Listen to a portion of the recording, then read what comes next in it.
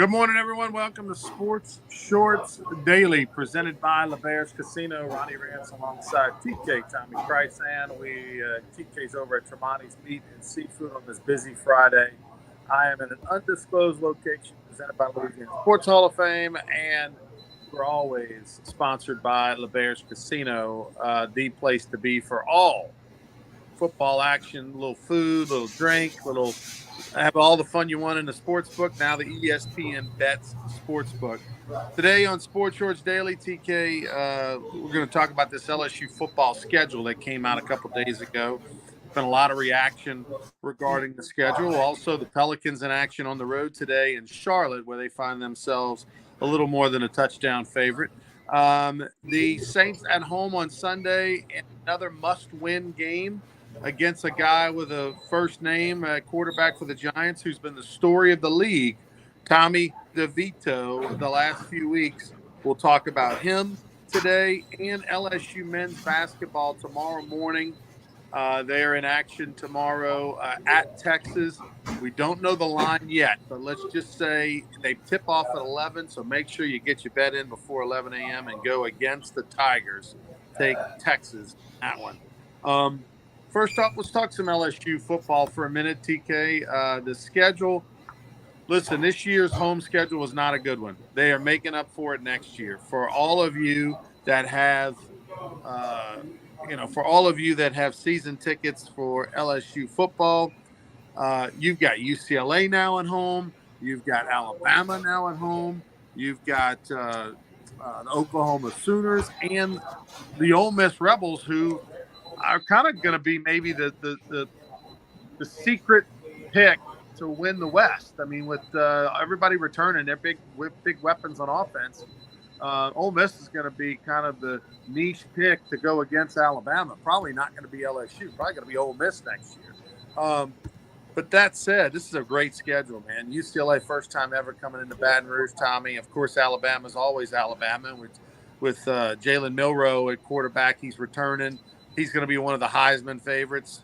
And then Oklahoma is just Oklahoma because of name, not because of what they're going to do on the field. And then Ole Miss is probably going to make a case to be the top three team in the West. Yeah, it's going to be a heck of a football season. I know we're getting way ahead of ourselves here with bowl season getting underway this weekend for the most part. But LSU, if you're a fan that pays all that money and tailgates and the Taft fees and all of that, you've got an attractive home schedule. There'll be some tickets sold on the secondary market. Some of these prices are going to go up. It's just cool that UCLA and Oklahoma, who have never played football in Tiger Stadium, obviously they've been in Baton Rouge for basketball and for baseball. That's going to be cool to see the Bruins run out and see the Sooners run out. Among the Ole Miss and Alabama thing, and you got the neutral site game to start the season in Vegas against Southern Cal. So they're playing Southern Cal and UCLA. I mean, it's an attractive schedule. Now, of course, they've already got people diving into it. What's the over and under going to be? How many games can they win? I think I'll wait on that thought and learn a little bit more about this team. We don't know who the roster is yet.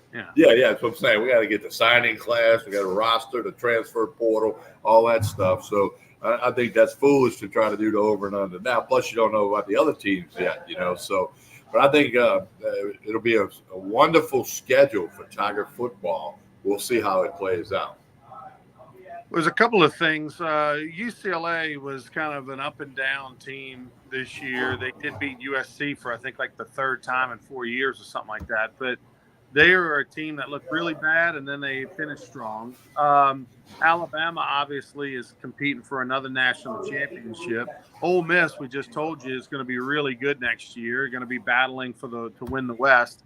Lane Kiffin going to be strong in the portal, no doubt. And, oh, by the way, you got to try to guess how many wins and what everybody's going to look like. It's just crazy. You got to get through two portals. You got to get through the portal now, and then the portal in the summer, and then you got to see who actually that you sign shows up. I mean, there's so many things. Who's going to be the quarterback for LSU? Because no doubt there's going to be more quarterbacks added to the quarterback room between now and next year.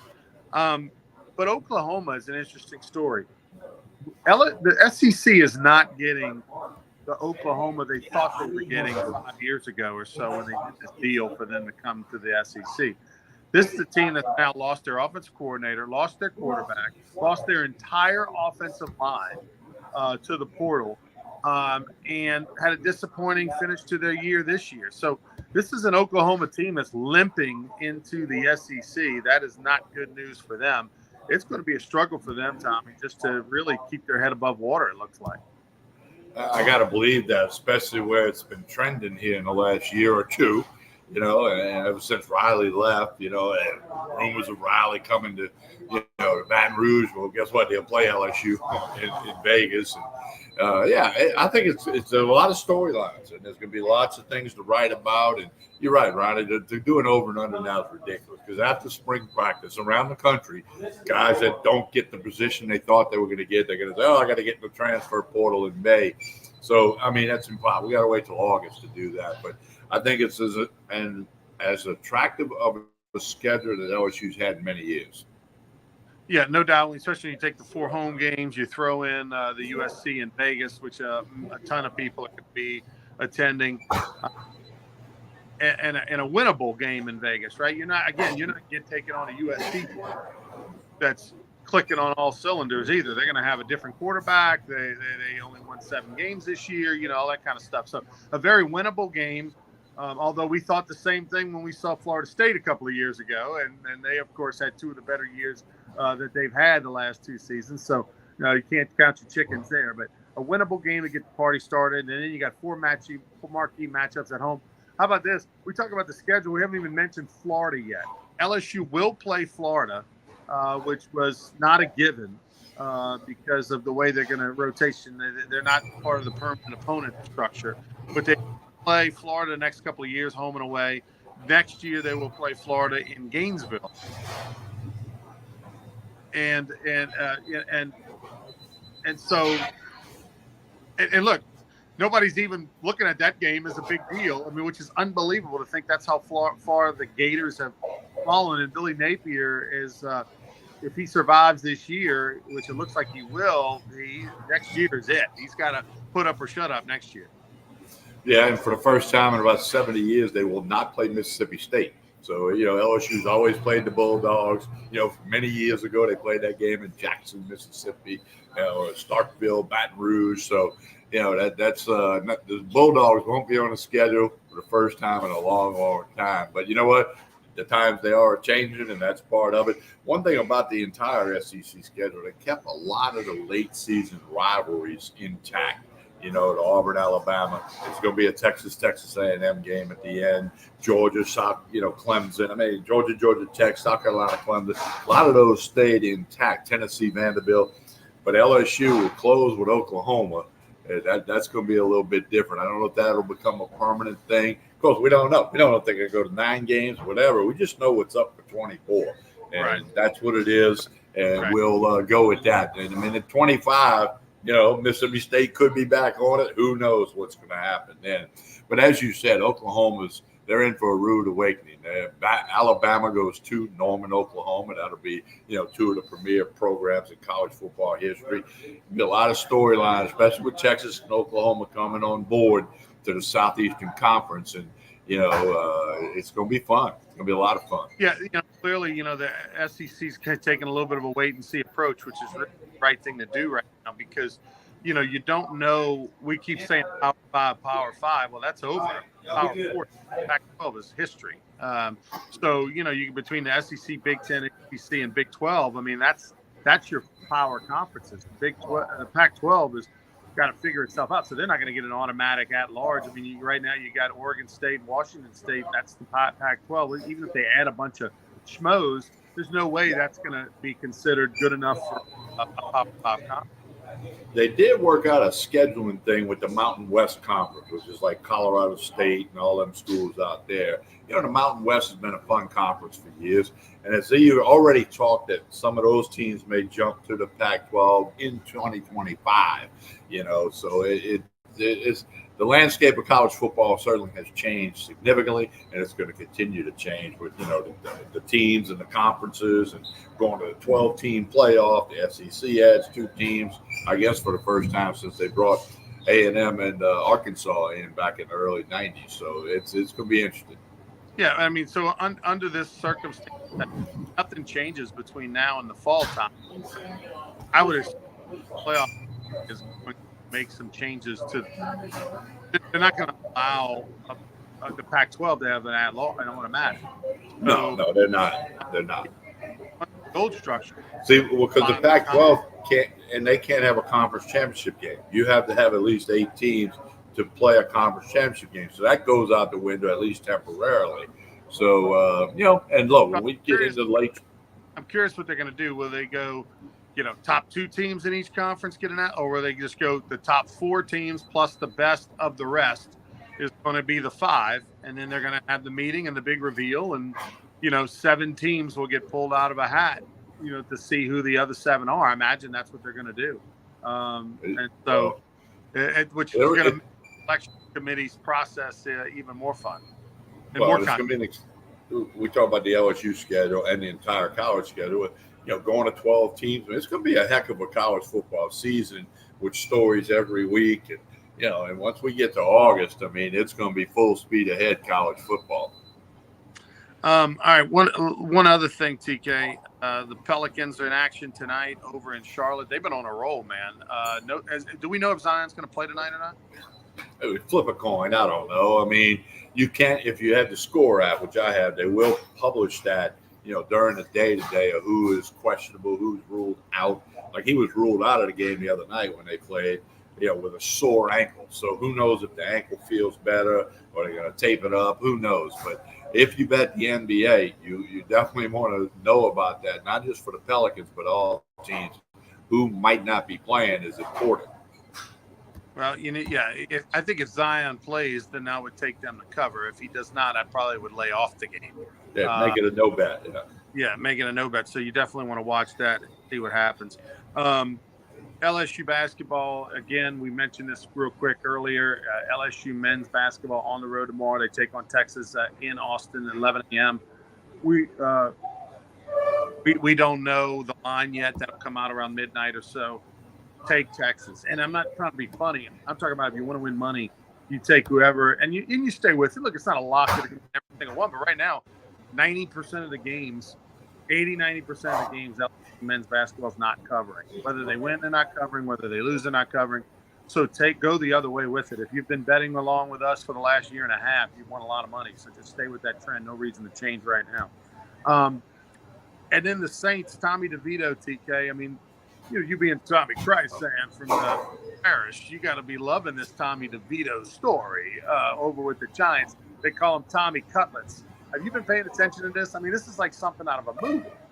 Yeah, hopefully he swings by Chalmette and eats at Rocky and Carlos. The DeVito family might fit in well with the Gio family that owns Rocky and Carlos. So hopefully he makes that stop, get him a roast beef po' boy or some veal parmesan, spaghetti and meatballs. But no, it's been an amazing story. And the Giants needed a story because they were going nowhere fast at the beginning of the season.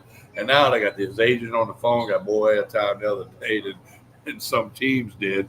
So, and you're in the New York market, the New York media. I mean, is the largest market in the country. So, it's been an interesting story. It's added a little flavor to the Giants, and it's added flavor to this matchup with the Saints.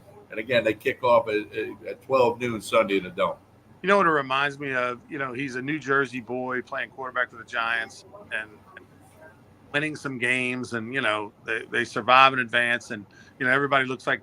All the family and the agent looks like characters out of, Sopranos or Goodfellas or something like that. And they're embracing it, which is awesome. But it reminds me of John Fourcade a little bit. Remember when John Fourcade was the scab quarterback for like 3 weeks during the strike in the mid-'80s, and New Orleans fell in love with him because he was a West Bank boy. He was a hometown boy. And at that point in time with the Saints hadn't had a lot of success, and they went 2-1 during the strike, and then he did well enough, and he was such a fan favorite that they kept him around as a backup quarterback the next couple of years, and he actually started one year really when Bobby Hebert decided to sit out over a contract dispute. A 3-game scab deal into a 2-season career, which is incredible. It reminds me of that story. Well, yeah, and that was a great story with John Fourcade. He still does a lot of media stuff in New Orleans. Ronnie, got a trivia for you. Fort Cade and I pitched against each other in like a Dixie Major State baseball tournament. He started for West Bank. I started for St. Bernard. We both had a no-hitter through 5 innings. He was a very good athlete. And it was over in Leesville, Louisiana. And we ended up winning 1-0, but we didn't get the runoff of him. And but so that goes back. So I go back with John quite a long time. And, that was a great story in a time when the Saints needed the story, like the Giants need the story with DeVito. And Fort Cade pretty much in the dome for every game, as far as I know. He does some work with Ken Trahan and those guys down in New Orleans. So, yeah, that's a good analogy, good comparison. There's no Fort Polk anymore, huh? They changed the name like 2-3 months ago because was it Fort Brownie, Fort McKenzie, maybe? No, I don't know what it is, but General Polk had slaves back in the day, so they had to change the name and all that stuff. So now I forget what it is. Name it after Casey McKenzie. That's what I vote for. He's never been to Leesville. You got to go there once. They should call it the Fort Kevin Mawai, since that's what gets Mawai to high school. Yeah. That'd be a good one. Speaking of celebs and Hall of Famers, make sure you make plans January 9th to be at LeBair's Casino. That's the Louisiana Sports Hall of Fame. Night of Champions of the Diamond. You're going to see everybody from Roger Clemens, Todd Walker, Jay Johnson, Paul Bird, on and on and on. Ron Washington will be, and many, many more are going to be there. It's going to be a fantastic, fun event for the whole panel discussion, meet and greets, all that kind of stuff. Entertainment, got a band playing. So make your plans. Go to lasportshall.com and help support the Hall of Fame and make you there on a great January 9th, Champions of the Diamond. TK and I will be tomorrow on Sports Shorts Radio on 104.5 ESPN tomorrow between 10 and noon. We'll be over at the Bruley Walk-Ons. Looking forward to a great lunch over at Bruley Walk-Ons. Stop on by and see us. The doors open at 11 a.m. We'll be there. Hunter McCann, myself, TK, Derek Beckwith. That's tomorrow, Sports Shorts Radio on 104.5. Tell us about Tremonti's on the way out, Tommy. Well, they got a lot of catering jobs. They had a couple big ones last night. Not too late for them to take care of your party, small group, large group, it doesn't matter. All you deer hunters out there, they're known over here for doing the deer processing and game processing. All the wine and liquor you need for the holidays. It's all here at Tremonti's Meat and Seafood, Jefferson Highway in Baton Rouge. Don't forget, for Christmas, order that prime rib, the turkey, the ham, gift boxes, gift cards. It's all at Tremonti's Meat and Seafood in Baton Rouge. As we always say, please like and share this video. That helps out things a whole lot. Like and share this video. We appreciate that on behalf of all of our sponsors and our partners, and we appreciate everybody listening. Give us a like, give us a share. That'll do it. Sports Shorts Radio tomorrow. Sports Shorts Daily returns Monday morning over at Port Allen at Court Street Cafe. Have a great weekend, everyone.